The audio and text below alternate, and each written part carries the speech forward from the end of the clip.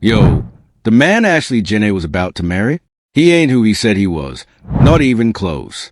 The average Joe who proposed to her in paradise just got exposed as a walking red flag with a darker shadow than anybody saw coming, and the receipts are nuclear. We talking Wall Street ghost, crypto ruler turned crash out king, a man who reportedly waited hours while his fiancée was fighting for her life. And Joe McCann really thought he could play average Joe while the whole internet pulled his file? Bro picked the worst possible woman to lie to. Before we get into it, like, subscribe, don't miss it. Nah. Joseph Isaac McCann, the 45-year-old crypto fund manager known as Average Joe, was detained and questioned by Zanzibar police after his fiancée, Ashlee Robinson, better known as Ashlee Jenae, was found unresponsive inside their suite at the Zanzibar resort. It went down on April 9th, 2026, during what was supposed to be her 31st birthday trip in Tanzania. And Joe really thought he could control this story from a 5-star villa? Bro, the receipts already left the building. Now let's pull up the file the news outlets keep dancing around. But before we crack this open, let me set the scene for you, because the location matters more than people realize. The Zanzibar isn't some random Airbnb. It's a 5-star eco-luxury resort tucked on the northwest coast of Unguja Island, the kind of place where a single villa runs over $1,000 a night, where staff are trained to be invisible, and where the demographic skews wealthy European and American honeymooners, the Zanzibar official site. So when I tell you that hotel staff at this resort, staff trained to look the other way for rich guests, were so disturbed by what they heard the night of April 8 that they physically intervened. That's not a small detail. That's a 5-alarm fire. Bro, you don't get separated by staff for a lover spat. Something happened that crossed a line even discreet luxury hospitality could not ignore New York Post. And the timeline gets crazy the more you stare at it. April 9th, 2026, Ashlee's 31st birthday. 11 hours of unaccounted gap between the moment Joe says he found her and the moment he picked up the phone to call her mother Harold online. 11 hours. In any other death investigation in the world, that single number alone would be enough to bring in homicide detectives. So why is Joe walking around saying I'm cooperating fully? Because he thinks the word cooperating is going to insulate him from the word that comes next, indictment. We're not buying it. Not today. Alright, let's get straight to the quotes, because this man's own words are the deepest hole he's dug. In a podcast interview about his career, Joe straight up said, "My background is arguably colorful to say the least," before flip-flopping between Wall Street, ad agencies, raves, restaurants, and crypto trading. When I heard that, I was like, bro, colorful is what people say when they don't want to say shady. That's the dumbest flex I ever heard. You don't get to call yourself Average Joe and then describe your past as colorful in the same breath.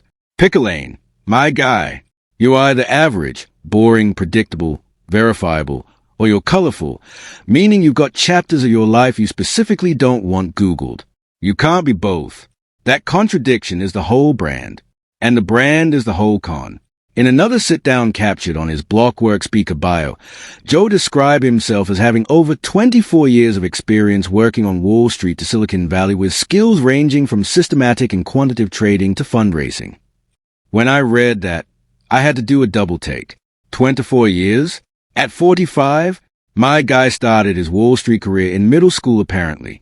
Nah, you can't say that and expect people not to count. The math don't math.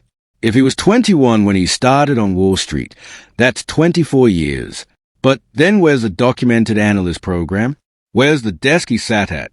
Where's the LinkedIn confirmation from a senior MD who supervised him? Crickets. Joe knows the rules of finance. Vague resume. Big number. Hope nobody asks. But the internet always asks now.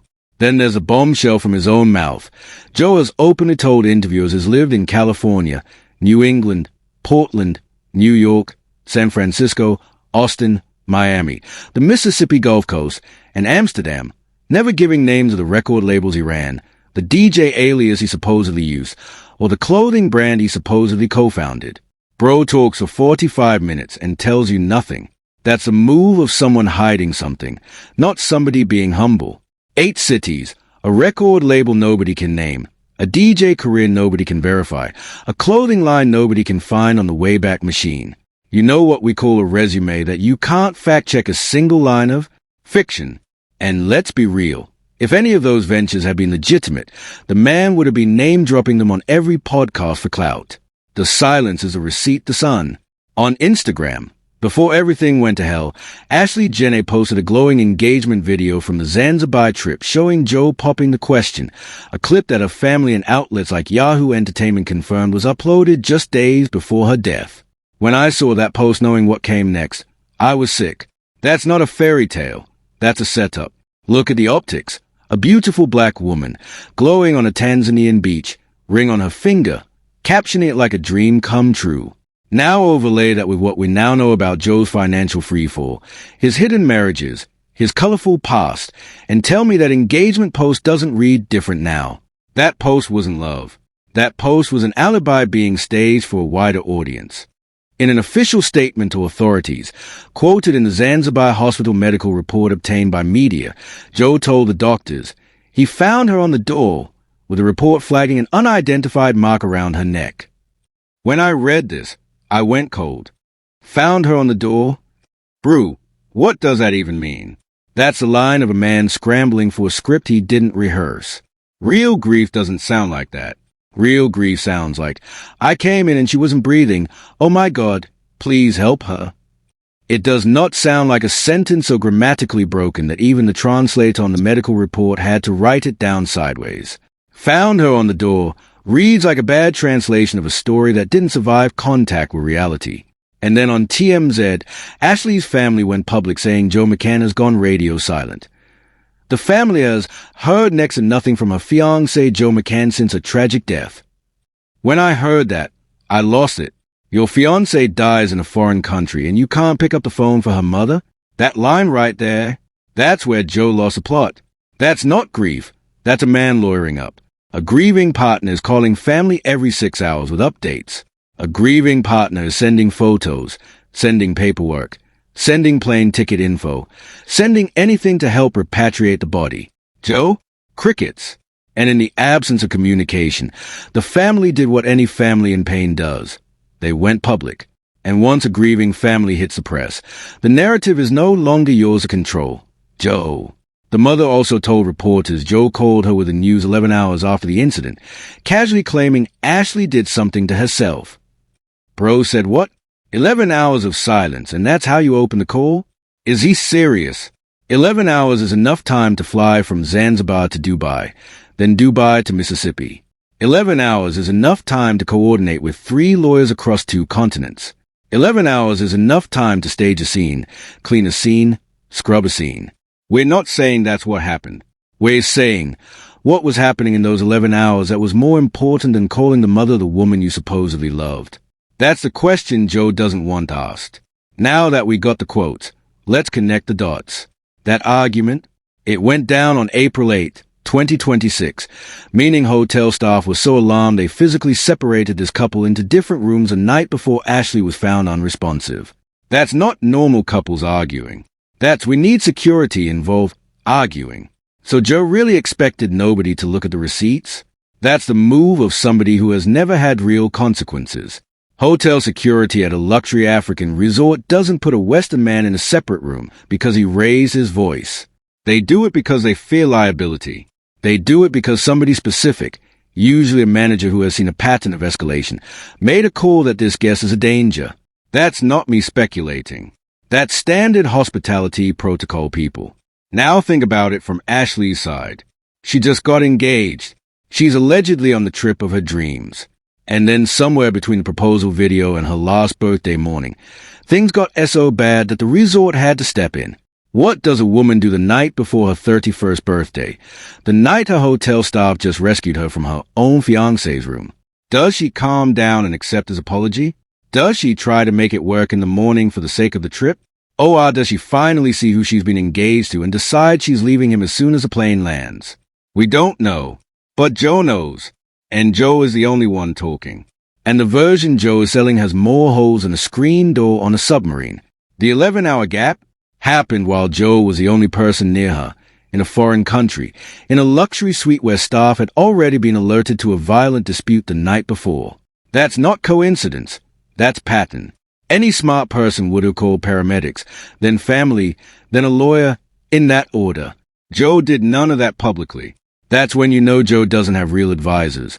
Or worse, he had advisors, and they told him to stay quiet. 11 hours of silence isn't an oversight. It's a strategy. It's the gap where receipts get deleted, devices get wiped, narratives get aligned, and witnesses get paid. We're not accusing. We're asking the question the police are absolutely asking right now. What did Joe do in those 11 hours that he doesn't want us to see? That engagement post dropped just days before the trip exploded, meaning the proposal happened on the same trip that ended in tragedy, raising the obvious question of whether the engagement was genuine or strategic. And here's the wild part. Joe was already publicly bleeding money and credibility back home. So why propose now? Why this trip? Bro, the timing is screaming. Engagements don't happen during the worst quarter of your professional life, unless the engagement is a strategy. Unless the engagement is a deflection from the news cycle that's about to break around your fund. Unless the engagement is a way to ensure your fiancée doesn't leave you just as you're about to need her loyalty most. We've seen this play before. We're seeing it again. That fund collapse happened in 2025 when Asymmetric's liquid fund tanked nearly 78%, with one investor reportedly sitting on a $10 million loss. And remember that Solana SPAC deal he was chasing? The $1.5 billion Accelerate Treasury Company deal? That fell through right around the same window. So this man flew to Zanzibar with a fiancé, a public engagement, and a financial empire silently crumbling underneath him. That's the financial equivalent of arriving at the casino broke and acting like a high roller. A 78% drawdown is not a rough quarter. A 78% drawdown is a career-ending number in the institutional investing world. You don't come back from that. Not your reputation, not your fundraising pipeline, not your LP base. Your name is MUD. And Joe knew it. And he flew to Zanzibar anyway, smiling like a man who didn't just lose other people's life savings. And the social circle? Joe's old life included a previous marriage to Shay Jackson, Nike Skim's marketing director, ending in a 2021 divorce that sources still dispute the actual finalized date on. Some reports say 2024. Why is that even a debate? In what universe is a divorce date unclear? That's when you know somebody's been lying about their relationship status. So Joe really thought a woman as plugged in as Ashlee wouldn't eventually pull his file? That's terrible strategy. Brew. Either Joe was still legally married when he proposed to Ashlee, in which case his engagement was bigamy adjacent, or the divorce was so contentious it dragged on 3 years, in which case Shay Jackson knows things about Joe McCann that the rest of us are about to find out IB Times UK. Either way, Joe is cooked. There is no good version of this branch of the timeline. And let's not skip past the Shay Jackson detail, because the woman is connected. Shay is a Nike and Skims marketing executive, Daily Mail. That means she has direct relationships with top-tier publicists, lawyers, brand strategists, and crisis communications professionals. If Joe's first wife is currently silent during the biggest scandal of his life, that silence is a choice. And it's a choice that speaks volumes. A supportive ex-wife says, "Here's a good man going through a hard time." A non-supportive ex-wife stays quiet and lets the receipts pile up. Which one do you think Shay Jackson is doing right now? But here's where it gets even more interesting. Now check this out. Nobody's talking about the language Joe used in that call to Ashlee's mom. The phrase, "did something to herself." That's distancing language. That's not "I found her" or "I'm devastated."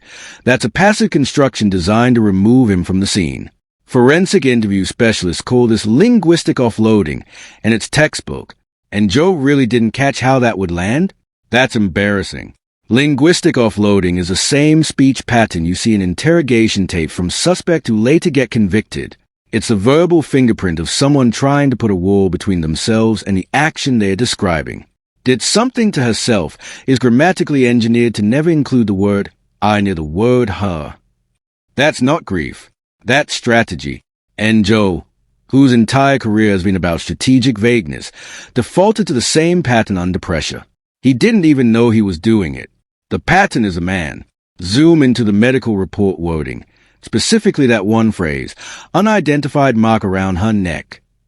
Why unidentified? Because the mark didn't match the explanation he gave. Doctors don't write unidentified when somebody clearly hangs themselves. They write ligature mark consistent with hanging. Unidentified is doctor code for this story isn't matching the body. If Joe had half a brain, he would have noticed a specific word choice before walking out of that hospital. He didn't. He thought found her on the door would seal it. Forensic medicine has specific terminology for self-inflicted ligature injuries, V-shaped angle marks, suspension point bruising, petechial patterns on the conjunctiva.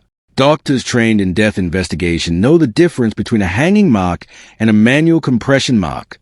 Hanging marks angle upward toward the suspension point. Manual compression marks are horizontal.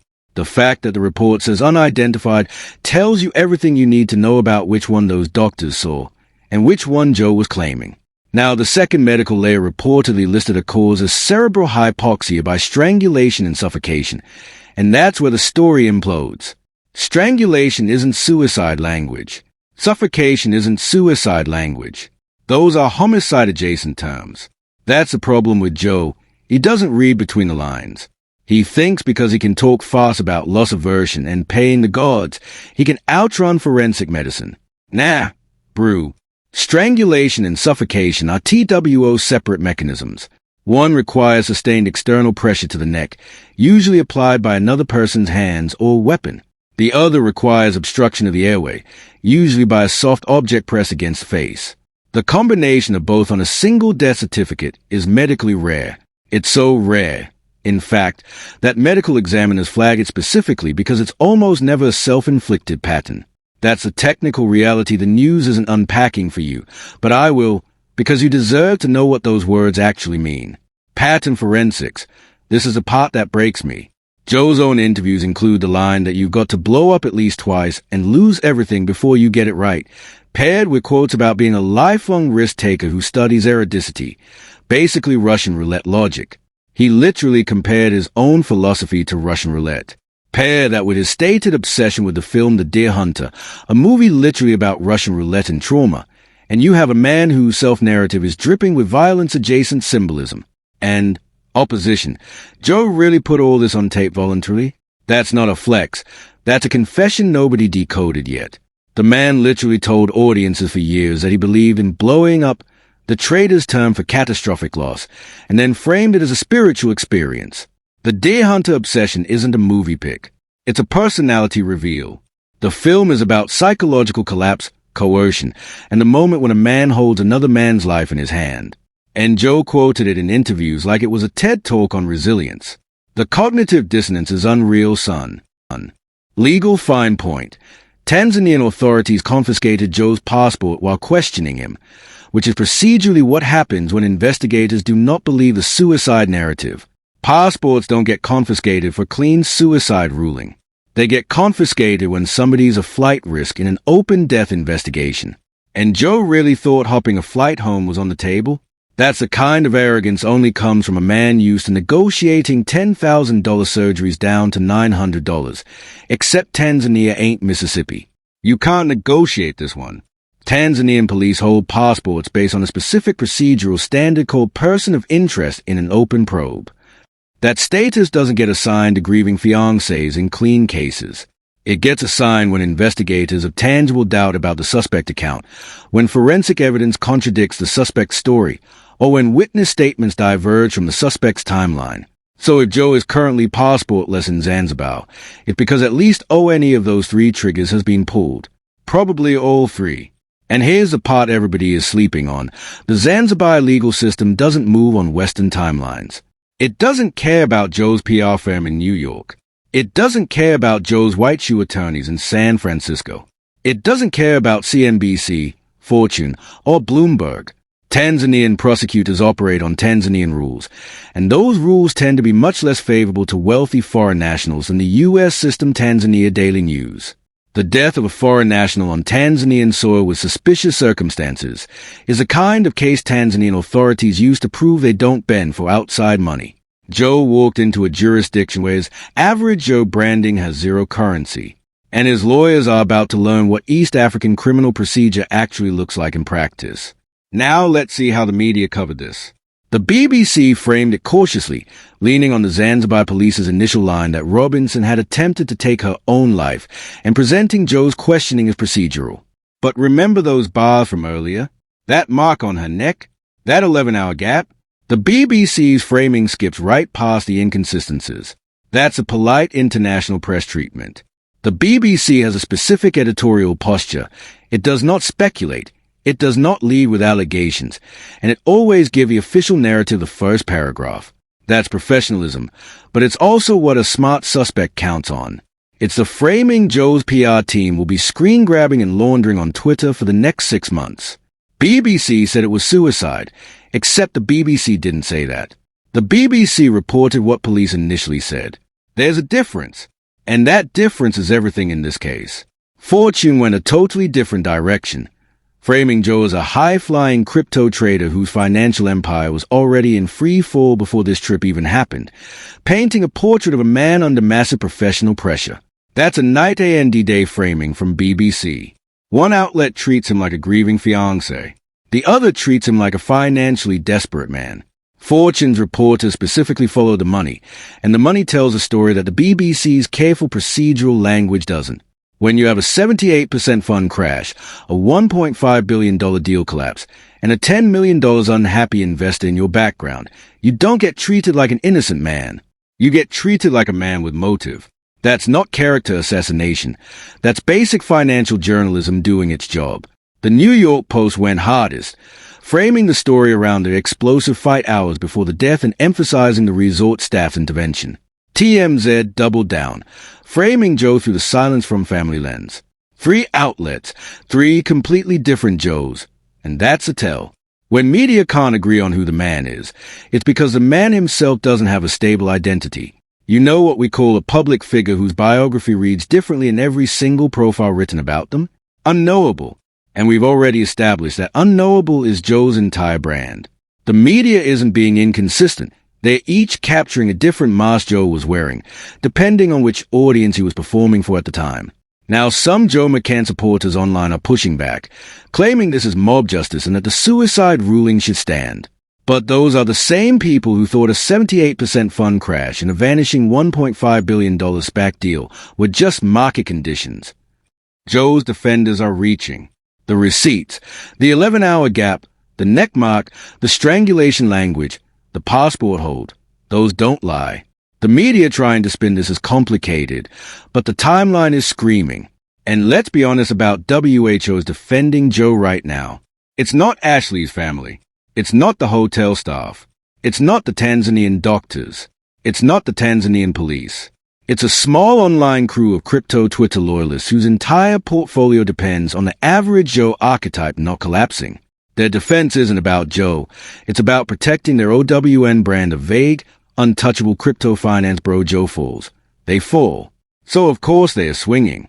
And let me put a pin in the international press coverage too, because outlets like People Magazine, the Daily Mail, and the New York Post each independently confirmed the same core facts: argument, separation by hotel staff, 11-hour gap, neck mark, passport confiscation. People Daily Mail. 3 independent outlets, same skeleton of facts. That's the definition of journalistic verification. When People, Fortune, New York Post, BBC, Yahoo, TMZ, the Daily Mail, and Africa Glitz are all reporting overlapping details, the story isn't alleged anymore, it's documented. The only question left is interpretation. And the interpretation Joe is selling? Bro, nobody's buying it. But here's what nobody is saying. Mainstream media wants you to believe this is a tragic case of a successful crypto entrepreneur whose girlfriend made a tragic decision in a foreign country. That's the comfortable version. That's a version that doesn't get anybody sued. Here's what they won't tell you. Joe McCann didn't just fail Ashlee Jenae. Joe McCann is a perfect product of an industry that rewards men for being unknowable. And that's the angle the news won't touch. This is psychological warfare disguised as a love story. Look at the pattern. The crypto industry, and the Wall Street pipeline that feeds it, actively breeds men whose value is their vagueness. The less you can verify, the more powerful you appear. The more cities you've lived in, the more mystique you carry. The more colorful your past, the more investors throw money at you. Joe didn't accidentally end up vague. He engineered it. And that's a masterclass in manipulation. Brew, not a personality quirk. Think about it. Every other industry punishes vagueness. In tech, you need a verifiable shipped product. In medicine, you need a license. In law, you need a bar number. In academia, you need peer-reviewed publications. But in crypto, you need a Twitter account, a vibe, and a podcast appearance. Joe McCann is what happens when the gatekeepers vanish and the audience becomes a gatekeeper, and the audience is too busy chasing returns to fact-check the man printing them. Joe is playing checkers while the internet is playing chess. He thought he could fly to Zanzibar, do whatever happened in that suite, drop the suicide line, and let his average Joe branding shield him. Why? Because that's what's worked his entire adult life. Vague backstory? Checks. Flip-flopping careers nobody can verify? Checks. A divorce date that's somehow still unclear? Checks. Every move Joe makes is predictable if you understand the script. He's been winning by being uncheckable.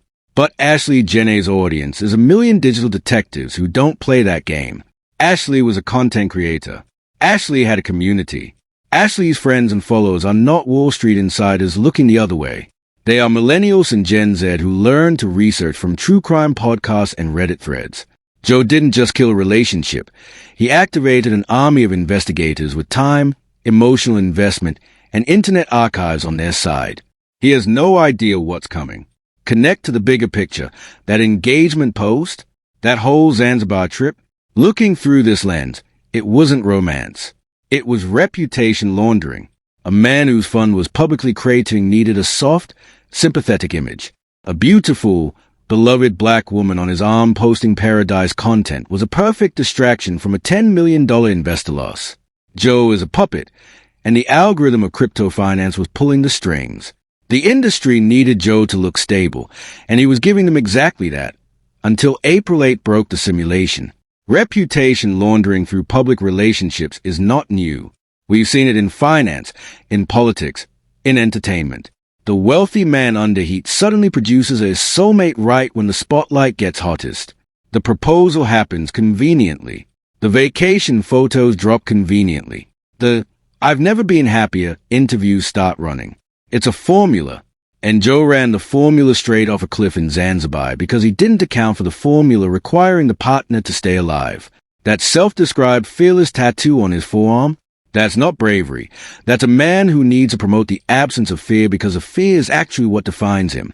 Real fearless people don't need it inked. And opposition. McCann's whole persona is manufactured. Built from Nyack's quotes he half understood in Tolleb books he weaponized to justify reckless behavior.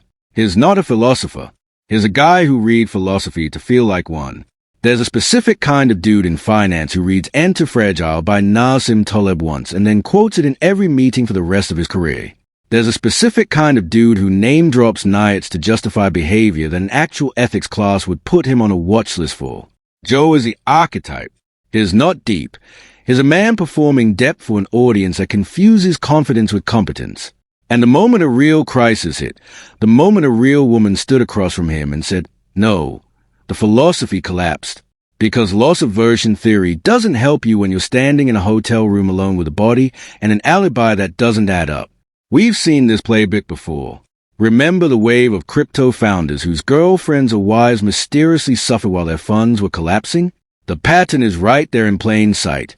High-pressure men, creating finances, controlled environments, and a sudden tragedy that conveniently shifts the news cycle. Joe McCann is repeating the same mistakes that ended other men's careers. We've seen this before, and Joe is on the losing side of history because the digital generation doesn't forget. The internet has receipts that don't expire. Wayback Machine, YouTube, podcast archives, Twitter screenshots, Reddit threads from 2018, Discord transcripts.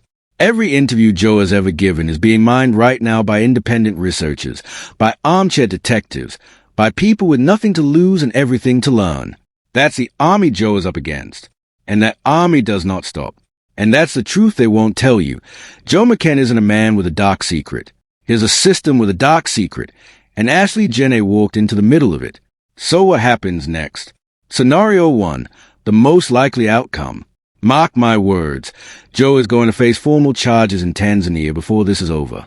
Tanzanian authorities don't hold a Western crypto millionaire's passport for fun. They are building a case. When that indictment drops, Joe is gonna look desperate trying to argue jurisdiction, trying to argue cultural misunderstanding, trying to argue anything except the timeline. The silence from his family right now? That's lawyers prepping. When the charges hit, expect a PR blitz that nobody buys. Joe's gonna scream into the void while the internet replays his "found her on the door" line on a loop. That moment is going to define him forever. Watch for a specific PR move, the exclusive sit-down interview with a friendly outlet where Joe will perform sadness, talk about therapy, and pivot to remembering Ashlee. That interview will be coached, scripted, and lawyer-approved, and it will not wait, because the internet has already memoized a timeline he's going to try to retcon. Every time he says "we were so happy," somebody will reply with a screenshot of a resort separation. Every time he says "I'll never recover," somebody will reply with the 11-hour gap. He's done. Scenario 2, the alternative path. If Tanzania doesn't move first, the U.S. civil courts will. Wait till Ashlee's family files a wrongful death suit, and they're going to. American attorneys are already circling this case, and the discovery process in a civil suit is going to drag every text message, every hotel keycard log, every financial transfer Joe made before, during, and after that trip into open court. He is not ready for what's coming if Ashlee's family takes the civil route, because the standard of proof is way lower and his vague past becomes his biggest liability. We saw what discovery did to other public figures. Joe McCann doesn't stand a chance under that microscope. Civil discovery in a wrongful death suit is brutal. We're talking subpoenaed phone records, subpoenaed email accounts, subpoenaed banking activity, subpoenaed signal messages, subpoenaed flight manifests, subpoenaed hotel surveillance footage. If that footage still exists. We're talking depositions where Joe sits across from a litigator who has had 6 months to prepare every question to maximize contradiction with his prior public statements. Discovery turns vague guys into specific guys real quick. And specific guys with a 78% fund crash, a missing 11 hours, and an unidentified neck mark, they lose civil cases. Scenario 3, the industry earthquake. Looking at the bigger picture, this case is going to crack the entire crypto-influencer ecosystem wide open. When this is done, the SEC, journalists, and angry investors are all going to start asking the same question. How did a man with such a verifiable vague past raise hundreds of millions of dollars? That's a question that ends careers beyond Joe's. Every crypto fund manager whose biography reads like a Wikipedia stub is about to feel the heat. 5 years from now, people will look back at Zanzibar 2026 as the moment the average Joe archetype died in finance. Joe is watching the culture move on without him in real time, and there's nothing his asymmetric branding can do about it. His professional life is over before the legal one even concludes. Expect a wave of due diligence audits at every fund where Joe was an LP, an advisor, a board member, or a consultant. Expect every podcast he ever appeared on to either delete the episode or add disclaimers. Expect every conference that ever booked him as a speaker to scrub the website. The deplatforming has already started. You can see it in the Blockworks profile traffic dropping. You can see it in the Twitter accounts that used to retweet him going silent. You can see it in the ghosting from former colleagues who suddenly barely knew him. Blockworks. The crypto world's memory is short, but its self-preservation instinct is sharp. Joe is being abandoned in real time, and he doesn't even know who's left. And here's the deepest scenario the mainstream press won't touch, the copycat chilling effect. When this case becomes a headline it's going to become, every other crypto founder with a similar profile is going to feel a cold wind on their neck. Every guy with a colorful past and a girlfriend half his age. Every fund manager hiding a fund crash behind public relationship content. Every man who has ever used average, name, branding to seem relatable while operating opacally. Joe didn't just blow up his own life. He triggered an industry-wide audit. And the people who run those funds know it. That's why you're seeing weirdly silent crypto Twitter right now. That's why the usual loudmouth defenders aren't defending. They are not protecting Joe. They are protecting themselves from being the next case study. Whatever happens, one thing's clear. Joe McCann already lost. The fund's gone. The fiancé's gone. The reputation's gone. The mystique he spent 24 years building? Gone in 11 hours. And the receipts the internet just pulled on him? Those don't expire. Those don't disappear. Those don't get a quiet settlement. Joe McCann walked into Zanzibar an average Joe with a colorful past and walked out a global cautionary tale. And the only person left controlling his narrative now is Ashlee Jenae, through every receipt, every screenshot, and every screaming inconsistency that a death left behind. Joe didn't beat the algorithm. The algorithm beat him. And he had to learn that the hard way, with the whole world watching. Thanks for watching. If you enjoyed uncovering the real story, smash that like button and hit subscribe so you never miss when we expose what everyone else is too scared to say.